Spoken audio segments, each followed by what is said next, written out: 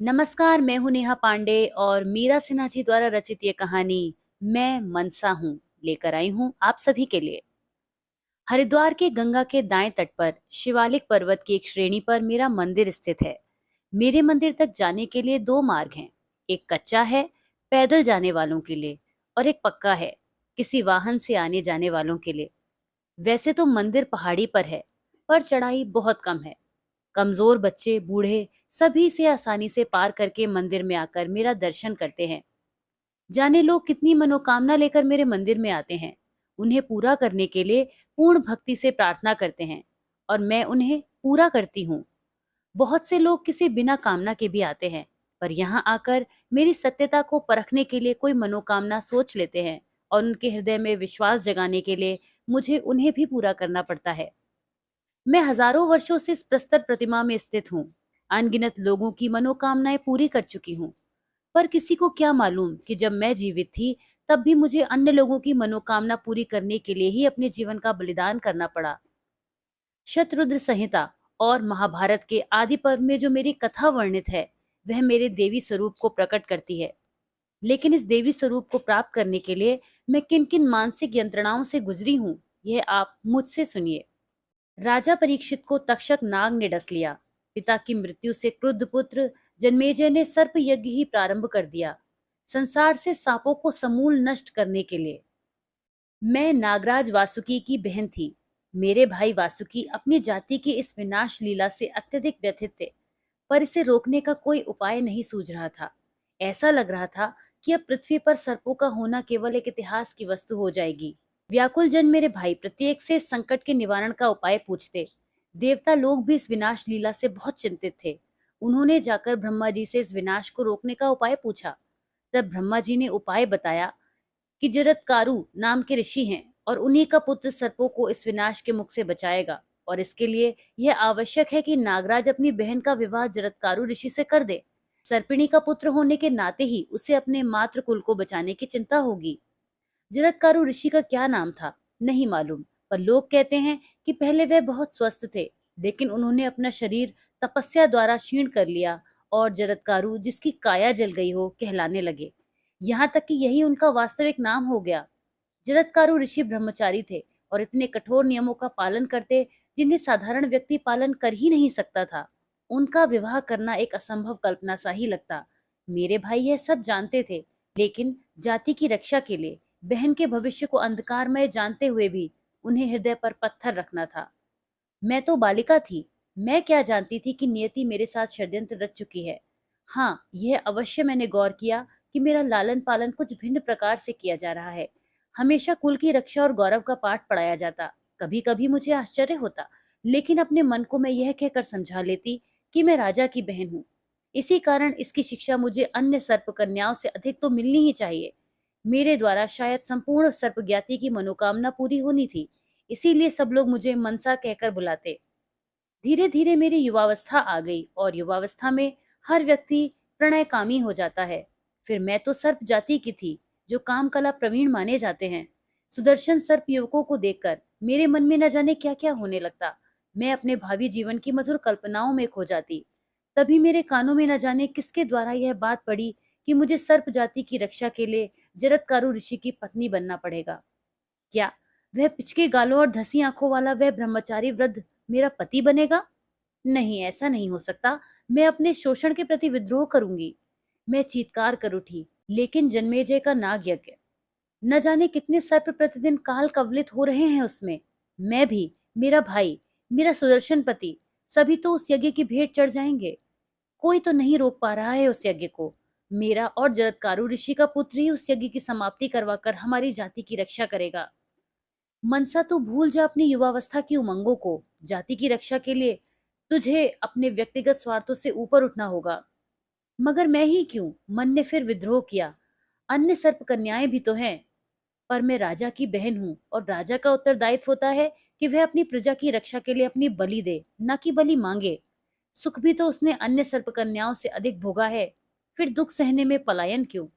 मैंने अपने मन को समझा लिया, लेकिन युवावस्था के अकुलाते मन पर अंकुश लगाना।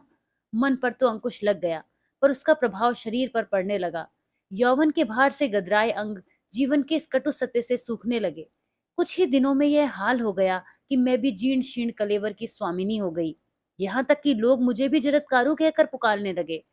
नित्य प्रति सोचती कि जिस प्रयोजन के लिए जी रही हूँ वही पूरा हो जाता, लेकिन उसके भी पूरा होने की आशा दिखाई न देती, क्योंकि जरत्कारू ऋषि के मन में विवाह की इच्छा ही न उत्पन्न होती।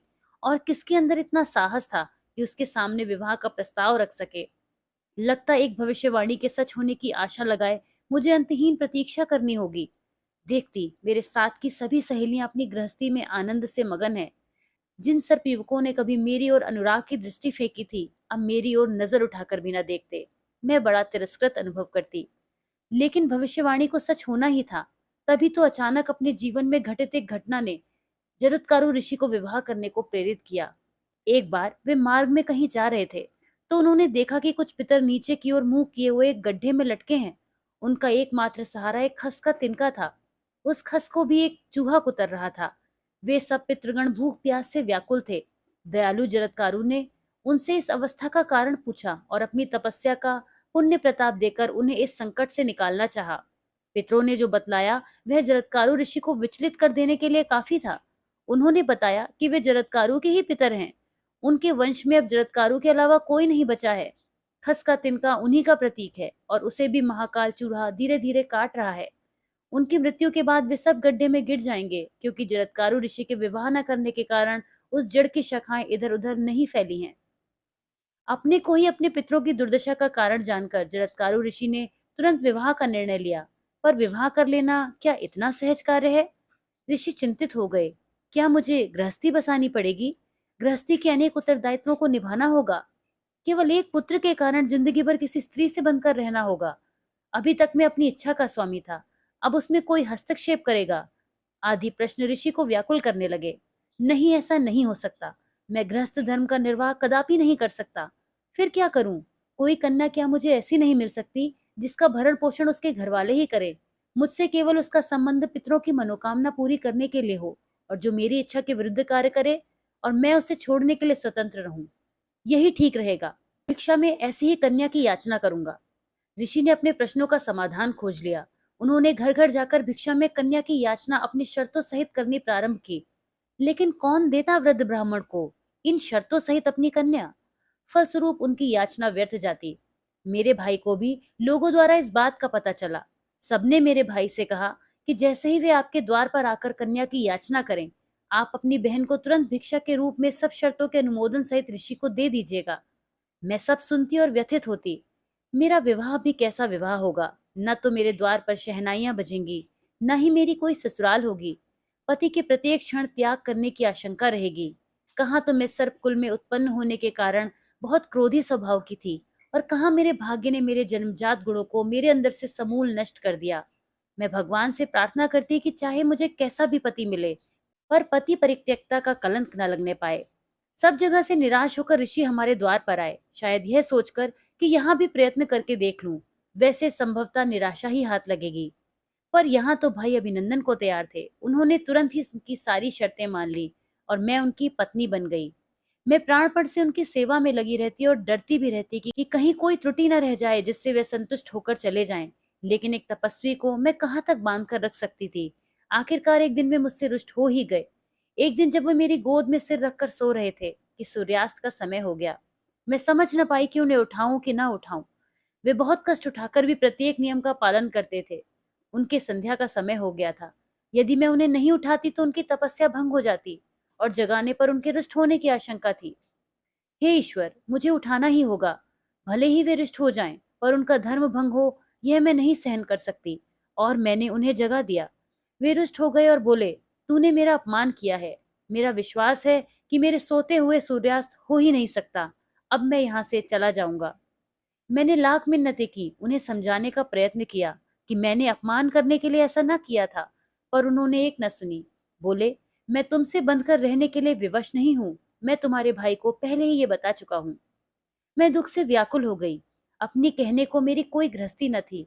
पति के साथ घर बसाने का मेरा सपना पूरा ना होगा, यह तो मैं ऋषि से विवाह के समय ही जान गई थी। पति को खोने का भय भी मन में समाया ही था। सोचा था मैं कोई त्रुटि न करूंगी ताकि उन्हें न खोऊं। यह अवसर भी आज आ ही गया। वो मुझसे रूठकर जा रहे हैं। साथ ही साथ जिस उद्देश्य के लिए मेरा विवाह इनके साथ किया गया था, वह उद्देश्य तो पूरा हुआ ही नहीं है। अब अपने भाई और अपनी जाति दोनों को ही निराशा के गर्त में ढकेल दूंगी। हे ईश्वर, मैं क्या करूं? मैंने आर्त स्वर में पुनः उनसे विनती की। आर्य, मेरी जाति का उद्धार आपके ही पुत्र द्वारा संभव है। वह भी मुझे प्राप्त नहीं हुआ। कम से कम पुत्र के जन्म तक तो आप मेरा त्याग मत करिए। मेरी विनती है। मेरी विनती के उत्तर में उन्होंने कहा, अस्ति तुम्हारे गर्भ में मेरा पुत्र। और इतना कहकर वे चले गए। उनके जाने के बाद आर्त हृदय में पुनः भाई के पास गई। भाई को सारा हाल कह सुनाया। वे बहुत दुखी हुए। बहन के दुख से तो व्यथित थे ही, साथ ही साथ उन्हें यह भी नहीं मालूम था कि मैं गर्भवती हूं कि नहीं। अतः उन्होंने मुझसे पूछा, बहन तुम जानती ही हो कि तुम्हारा पुत्र ही हम सबका उद्धार करेगा, अतः तुम बताओ कि गर्भवती हो कि नहीं। भाई का यह प्रश्न अपनी बहन से पूछना कितना साहस का काम रहा होगा, यह मैं अनुमान लगा सकती हूँ। और मेरी भी तो निर्लज्जता देखिए कि मुझे भी इस प्रश्न का उत्तर देकर कि हाँ मैं गर्भवती हूँ, उनको ढांढस बंधाना पड़ा। भाई प्रसन्न हो गए और मुझ पति परित्यक्ता को बड़े आदर सम्मान से रखने लगे। समय आने पर मेरे पुत्र आस्तिक का जन्म हुआ, जो पितृकुल के पितरों और मातृकुल की संपूर्ण जाति के लिए आशा का दीपक प्रतीत हुआ। उसके लालन पालन का भाई विशेष ध्यान रखते। समय आने पर उसको च्यवन ऋषि से विधिवत शिक्षा भी दिलाई। पर सब कुछ ऐसा लगता था कि माली किसी पौधे की सेवा इसलिए कर रहा है ताकि वह बड़ा होकर वृक्ष बन सके और उसके फल और छाया से लोग आनंद उठा सके। च्यवन ऋषि से शिक्षा प्राप्त करने के बाद जब आस्तिक लौटा तो पूर्ण योगी बन चुका था। भोग विलास से उसकी विरक्ति हो चुकी थी। उसने राजमहल में रहना अस्वीकार कर दिया। उसने राजमहल में रहना अस्वीकार कर दिया। मैं पति को खो ही चुकी थी और अब पुत्र से विलग नहीं होना चाहती थी। अतः अपने पुत्र के साथ अपने पिता कश्यप ऋषि के आश्रम में चली गई और वहीं रहने लगी। जन्मेजय के सर्प यज्ञ में अब जब तक्षक की बारी आई तो वह प्राणों की भिक्षा मांगने इंद्र की शरण में आया। उसकी प्रार्थना पर इंद्र उसे लेकर मेरे पास आए। मैंने आस्तिक से कहा, यह सर्प यज्ञ जाकर रुकवाओ। आस्तिक ने जन्मेजय के तक्षक के प्राणों की याचना की और सर्प यज्ञ रुकवाने को कहा। जन्मेजय ने मेरे बेटे की बात मानकर सर्प यज्ञ रुकवा दिया और इस प्रकार मेरे बेटे ने मेरी संपूर्ण जाति को विनष्ट होने से बचा लिया। आस्तिक बहुत बड़ा ऋषि बना, वेदों का ज्ञाता, और मैं अपनी मनोकामनाओं की बलि चढ़ाकर दूसरों की मनोकामना पूर्ण करने वाली देवी, जो इस प्रस्तर प्रतिमा में हजारों वर्ष से अवस्थित है और जिनकी स्वयं की कोई मनोकामना नहीं होती। तो आप सुन रहे थे मीरा सिन्हा जी द्वारा रचित ये कहानी मैं मनसा हूँ। कैसी लगी अपनी प्रतिक्रिया जरूर दीजिएगा। और मैं आपसे मिलूंगी एक और कहानी में और मैं आपसे मिलूंगी एक नई कहानी में। तब तक के लिए धन्यवाद।